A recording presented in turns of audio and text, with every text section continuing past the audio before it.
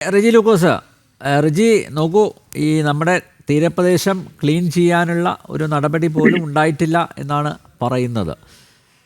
തമിഴ്നാട് വളരെ ഭംഗിയായിട്ട് അത് കൈകാര്യം ചെയ്തു, പക്ഷേ കേരളത്തിൻ്റെ ഭാഗത്ത് വീഴ്ചയുണ്ടായി എന്നാണ് പറയുന്നത്. ഇത് കുറ്റപ്പെടുത്തലായിട്ട് കാണരുത്, ഇതിൽ രാഷ്ട്രീയമില്ല, ഇത് ഒരു മനുഷ്യാവകാശ പ്രശ്നമായിട്ട് കണ്ടാൽ മതി.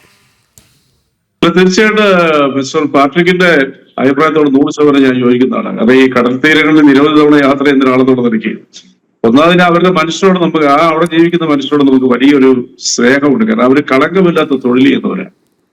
കടലിന്റെ അനുഗ്രഹങ്ങൾക്ക് അനുസരിച്ചാണ് അവരുടെ വരുമാനം എന്ന് പറയുന്നത്. കടലിൽ ഉണ്ടെന്ന് പറയുന്ന രഹസ്യങ്ങളുടെ കലവറ, അതിനെക്കുറിച്ച് തന്നെ പല കവിതകളും വന്നിട്ടുണ്ട്. പക്ഷെ ഇതിനകത്ത് നമ്മൾ മനസ്സിലാക്കേണ്ട വസ്തുത, ഇന്നലെ വൈകുന്നേരം മുതൽ വാർത്തകൾ വന്നെങ്കിലും ശ്രദ്ധിച്ചൊന്നും അറിയത്തില്ല എല്ലാവരും. നമ്മുടെ MSC ചരക്കടുപ്പിന്റെ സമീപത്തു നിന്നുള്ള വീണിരിക്കുന്ന കടൽ ഈ ഓയിൽ പാളികളും പാടങ്ങളും അതെല്ലാം നീക്കം ചെയ്യുന്ന പ്രവർത്തനങ്ങൾ ഓൾറെഡി തന്നെ അത് ആരംഭിച്ചു കഴിഞ്ഞു. അതിനകത്ത് സ്കൂബ ഡൈവിംഗ് പരിചയമുള്ളവരും പിന്നെ കോസ്റ്റ് ഗാർഡിന്റെ ഒക്കെ പ്രവർത്തകർ രണ്ട് ചെറിയ ഷിപ്പിൽ ആ പ്രവർത്തനങ്ങൾ ആരംഭിച്ചു കഴിഞ്ഞിട്ടുണ്ട്. കടൽ ക്ലീൻ ചെയ്യുന്നുള്ള കാര്യത്തിൽ യാതൊരു സംശയവും. ഒരുപക്ഷെ ഇതിന്റെ വിദഗ്ധരുടെ ഇതിന്റെ എന്താ പറയുക വ്യാപ്തിയുടെ അനുസരിച്ച് ഒരുപക്ഷെ കൂടുതൽ അടിഞ്ഞിട്ട് ശേഷം അല്ലെങ്കിൽ പിന്നെ വീണ്ടും തുടർച്ചയായിട്ട് വരുമല്ലോ. അത് കേന്ദ്ര ഗവൺമെന്റിന്റെ കോസ്റ്റ് ഗാർഡും കേരള ഗവൺമെന്റിന്റെ സംയുക്തമായിട്ടുള്ള സംരംഭത്തിലാണ്. കോസ്റ്റ് ഗാർഡ് എന്ന് പറയുന്നത് പാലക്കാൽ കോസ്റ്റ് ഗാർഡ് എന്ന് പറയുന്നത് പലരും തെറ്റിദ്ധാരണ കേരള സർക്കാരിന്റെ ആണെന്നുള്ള അല്ല. അത് ഇന്ത്യ ഗവൺമെന്റ് 1960 കൊണ്ടുവന്ന ഒരു പിന്നെ എന്താ പറയാ നമ്മുടെ തീരദേശ സംരക്ഷണ സേനയാണ്. അവരുടെ മുഖ്യ ലക്ഷ്യങ്ങളിലൊന്ന് ആദ്യത്തെ പ്രയോറിറ്റി എന്ന് പറയുന്നത് പിന്നെ ഈ റെസ്ക്യൂ ഓപ്പറേഷൻസ്. പിന്നെ ഇത്തരത്തെ കാര്യങ്ങളൊക്കെ ഉണ്ടാവും. അപ്പൊ അത് ചെയ്യുന്നുള്ള കാര്യം തർക്കമില്ല. ചെയ്യുന്നതിന് സ്പീഡ് കൂട്ടണം. പിന്നെ ഇൻഷുറൻസ് അവരത് അർഹതപ്പെട്ടവരുണ്ട്. എന്നാ സംശയക്കാരില്ല, അവർക്ക് ജീവിക്കണ്ടേ. അവരുടെ കുറ്റം കൊണ്ടല്ലാത്ത അവർ ചെയ്യാത്ത കുറ്റത്തിന് അവർ ശിക്ഷിക്കപ്പെടാൻ പാടില്ല. പക്ഷെ നേരത്തെ പ്രഭാകരൻ പാലസേന പറഞ്ഞ പോലെ ഞാനിന്ന് പോരുന്നതിന് മുമ്പ് പല പിന്നെ ഇത് നോക്കിയപ്പോൾ ഈ മറ്റേത് കടകളേക്കാൾ എളുപ്പത്തിൽ കിട്ടുന്നതാണ് ഈ കടലുമായിട്ട് ബന്ധപ്പെട്ടുള്ള അപകട ഇൻഷുറൻസ് എന്നാണ് എനിക്ക് മനസ്സിലാക്കാൻ പറ്റുന്നത്. അതിന് വലിയൊരു ഉദാഹരണം നമ്മുടെ മുമ്പിലുണ്ട്. ഇവിടെ ഇറ്റാലിയൻ അത് കപ്പലപകടത്തിലെ കൂടെ അല്ലെങ്കിൽ നമ്മുടെ 2 മത്സ്യത്തൊഴിലാളികളെ വെടിവെച്ചു കൊന്ന ആ സംഭവത്തില് ഗവൺമെന്റ് ഓഫ് ഇന്ത്യക്ക് അവര് 1 വർഷത്തിനുള്ളിൽ തന്നെ ആ കോമ്പൻസേഷൻ കൊടുത്തു. ബാക്കിയുള്ള നിയമ നടപടികളിലൂടെ അവർ രക്ഷപ്പെട്ടു. വേറൊരു വസ്തുത. അപ്പൊ അതുകൊണ്ട് അതിനെക്കുറിച്ച് ഭയപ്പെടരുത്. നമ്മൾ പാനിക്കാക്കാതിരിക്കുക. ആൾക്കാരെ ഗവൺമെന്റ് ഇപ്പൊ 1000 രൂപ അവർക്ക് കൊടുക്കുന്നുണ്ട്, സൗജന്യ അരി കൊടുക്കുന്നുണ്ട്. ഇനിയും അവർക്ക് കൈത്താങ്ങ് നൽകണം എന്നുള്ള കാര്യത്തിൽ എനിക്കൊരു സംശയമില്ല. അത് ഒരു തർക്കമില്ല കാര്യത്തിൽ. കാരണം നമ്മുടെ ഏറ്റവും വലിയ പിന്നെ എന്താണ് നമ്മൾ സ്നേഹിക്കുന്ന ഒരു വിഭാഗമാണ് കടപ്പുറത്ത് ജീവിക്കുന്ന മനുഷ്യൻ എന്ന് പറയുന്നത്. അവരെ ഏതാണ്ട് 50 ലക്ഷത്തോളം ജനങ്ങൾ കേരളത്തിൽ തീരപ്രദേശങ്ങളിൽ ജോലി ചെയ്യുന്നുണ്ട്.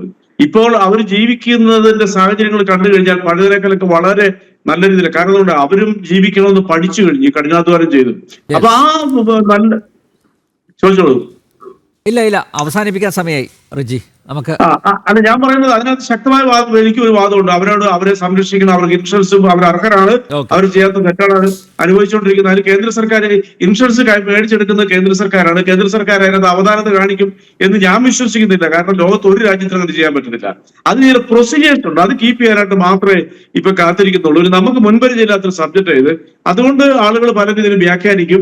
ഇതൊരു അന്തർദേശീയ മാനങ്ങളുള്ള ഒരു വിഷയമായതുകൊണ്ട് അതിന്റെ അവധാനതയിൽ ചെയ്യാൻ പറ്റുള്ളൂ.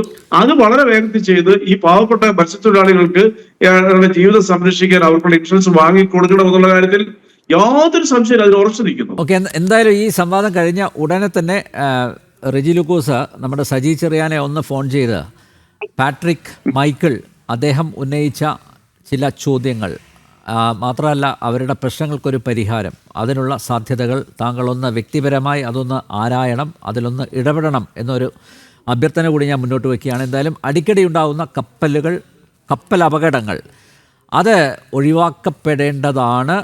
ഇപ്പോൾ ഈ ഒരു സംവാദത്തിലൂടെ നമ്മുടെയൊക്കെ മനസ്സിലുണ്ടായിരുന്ന കുറേ ആശങ്കകൾക്ക് അത് കൃത്യമായിട്ടുള്ള ഉത്തരം ലഭിച്ചിട്ടുണ്ട്. പ്രത്യേകിച്ച് പ്രഭാകരൻ പലേരി, അതുപോലെ ഡോക്ടർ മധു, അവരൊക്കെ ഉത്തരം നൽകിയിട്ടുണ്ട്.